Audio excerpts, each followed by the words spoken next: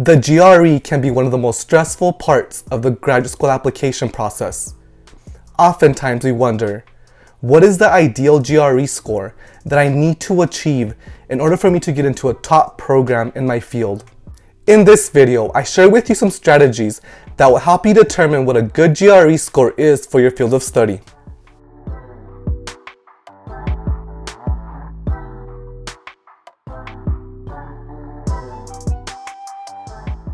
What's up guys, my name is Ivan Valdovinos, and on this channel I provide tips, tricks, advice, and strategies for your graduate school applications. So if you are new here, consider subscribing. Before I get into my strategies, I do want to provide one caveat, and that is, great GRE scores does not equate to an acceptance. Again, I want you to remember this. Great GRE scores does not equate to an acceptance. So I want you to not worry too much about your GRE scores. Yes, try your best. Yes, practice for the test. Yes, study for the test. But if your scores are not in the range that I'm going to share with you, or if they're low, don't worry too much about them. What I want you to do is focus on the other aspects of the graduate school application and make those strong. Alright, we're going to look at some data that I pulled from the ETS, which is the company that runs the GRE, and then I'm going to do two case studies, actually one of the Harvard Graduate School of Education and then one of UT Austin, so I can share with you some average GRE scores that most of their acceptance students get, mostly in the field of education because that's my expertise, but also I pulled some from engineering, that way you kind of get a contrast in terms of different fields. So let's start off with ETS and see what the average score is for everybody that takes the GRE, and then I'm going to break that down into different fields. So for the verbal reasoning section, the mean score is 150.37. For quantitative reasoning, the mean score is 153.66. For the analytical writing section, the mean score is 3.6 out of 6. So as we can tell here, the average scores, and I do want to remind you that this is from people who took the test July 1st, 2017 and June 30th, 2020. So it's just a case study. So it's an average, and this is what they're saying that most people get. So in order for you to be at average, you should aim for at least a 150 on the verbal and quantitative reasoning sections or higher. And then the analytical writing, a 3.6. I suggest that you try to aim for at least a 4. That way you're able to be in the above average percentile. So that's what ETS is stating in terms of what their averages are for the GRE. Now let's look at a breakdown in terms of different subfields. So we see that for the business field, for example, for the verbal reasoning, the average score was a 151. For the quantitative reasoning, the average score was a 156. For the analytical writing, the average score was a 3.6. Again, this is ETS, overall GRE scores. So people who took the GRE in this field, or they actually said they self-reported that they're going to do this field, they got these scores at an average. If we look at education, the verbal reasoning is at 150, quantitative reasoning at 148, analytical writing at 3.7. Engineering, verbal reasoning 150, quantitative reasoning 160, analytical writing 3.5. If we look at, humanities and arts, verbal reasoning 156, quantitative reasoning 150, analytical writing 4.1. If we look at just trends overall with this graph here, we notice that for verbal reasoning, the average score is around 150, with the lowest being 150 and the highest being 156. For quantitative reasoning, we also notice that they're more in the, I would say, mid 50s to high 50s, with the lowest being 148 and the highest being 160. If we look at analytical writing overall, we see that the range is from like high 3s to low 4s, with the lowest being 3.5 and the highest being a 4.1. So as you can tell, based on this data here, you should try to aim for the 150s to at least be on average. But if you can get higher, that's going to put you above average, which is going to make you a more competitive applicant. Obviously, the higher the score, the more competitive you are, the more the committee will know that you are well-rounded in terms of writing, reading comprehension, and math.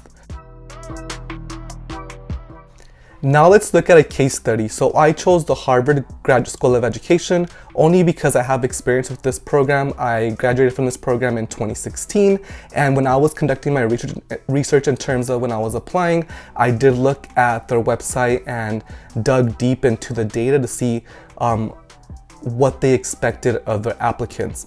So the cool thing about the Harvard Graduate School of Education is that they have a section on their webpage titled Who Attends HGSC? And they provide data on different things like the average age, the average work experience, and also GRE scores. So we're going to look at the average GRE scores for one of their prior cohorts, and it's going to give you an idea of where to aim for if you want to apply for, in this case, the Harvard Graduate School of Education. And the cool thing about this diagram here is that they break it down for PhD students, education leadership students, and then master's students. So for the PhD students, for the verbal section, most of their accepted students scored in the 92nd percentile. That's really high. I don't know right now the actual score for that, but I'm gonna pull it for you and then probably post it up here, but that's really high. And this is for PhD students again. The quantitative average was 72nd percentile. Analytical writing was 5.1 percentile. If we look at the Education Leadership PhD program, the verbal average was 77 percentile, quantitative average 45 percentile, and then analytical writing average was a 4.6. For the master students, the EDM students, verbal average 80th percentile, quantitative average 59th percentile, analytical writing 4.5. So if we compare this diagram here to the averages that ETS provided, we notice that all these scores are super high. And because this is an Ivy League institution, that's why it's up there. That's why applicants score really high, because it's a competitive program. But again, I want to remind you that you don't need to get these scores or higher to be accepted. I was accepted into the master's program with really low GRE scores. I did not even meet this right here, what they're saying here. For my analytical writing, I was close to it. I believe I got a 4. I might have gotten a 4.5, I'm not sure. But the other two sections, I scored really low. I scored like at around the 146 mark, which is really low. And I still got in. So I don't want you to worry too much about it. But this is what most of their applicants, their successful applicants, do achieve. Now let's look at the University of Texas, Austin, and I chose engineering and education to look at. And these departments do have a bunch of different sub-field majors. And we're only gonna look at a few, but in this diagram that I'm gonna post here, you will be able to see different subfields within engineering. So let's look at aerospace engineering. So their average verbal GRE score was 156. Their quantitative average was 164. Their average GRE writing was a 4.0. If we look at biomedical engineering, for their average GRE verbal score, it was a 156. Average quant GRE score was 162. And then average writing was a 4.0. If we look at chemical engineering, we see that the average verbal GRE score is a 156, the average quant score is a 164, and the average writing score is a 4.0. So as you can tell in just these few examples here, their scores are pretty high as well. And this is engineering, so as you can tell, the quantitative scores are super high, almost the perfect score. The perfect score is at a 170. So for example, we see some at the 164 mark, 162, so definitely above the 160. So if you are planning to apply for an engineering PhD program or really an engineering graduate program, you want to aim for at least a 160 or higher, especially in the quant section. If we look at the verbal section, it's a little bit lower. It's still in the high 150s. So like, for example, like 156, 157, I do see a 153 there. So you want to aim for at least 150 plus or high 150s if you're applying for an engineering program. If we look at the analytical writing section, we see that the average scores are not that high. It's like around a 4.0 or high 3.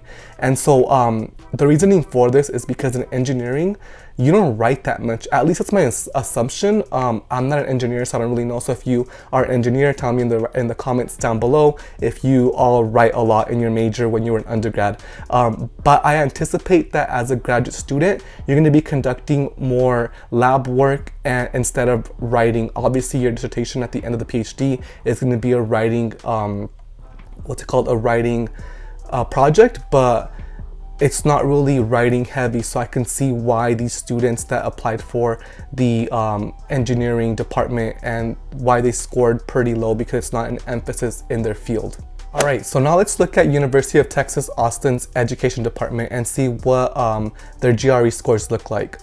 So for curriculum and instruction, we see that the average score for the verbal GRE is a 154, the average quant score is a 152, and their average writing is a 4.0.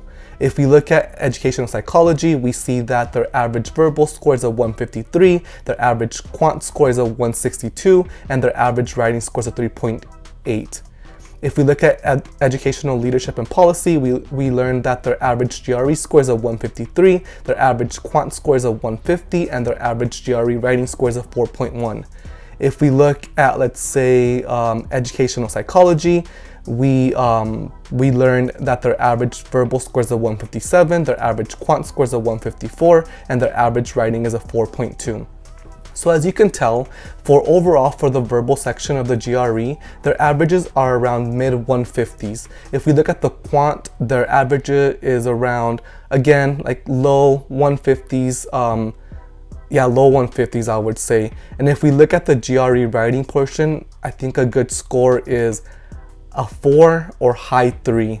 So if you are applying for education, I suggest that you try to aim for a score of at least 150 for both the quant and the verbal section, and the writing section aim for a 4. Alright guys, so that concludes my video on how to determine what a good GRE score is. One of the ways that I went about conducting this research is really just Googled it. I went on the websites, or I went on Google actually, and I put in there average GRE scores, and that's how I found the ETS data. Then I looked at the Harvard Graduate School of Education, and then I already knew their website a little bit better, and so I already knew that they had this data available to prospective students, so I dug it up and I found it. You can do this for a lot of programs. Some programs don't provide the GRE averages, but some do, and so you can just, do a quick Google search and dig deep into this data, because it could help you strategize for your applications. But I do want to emphasize again, great GRE scores does not equate to an acceptance. So don't stress too much about this. I wish you good luck on the GRE.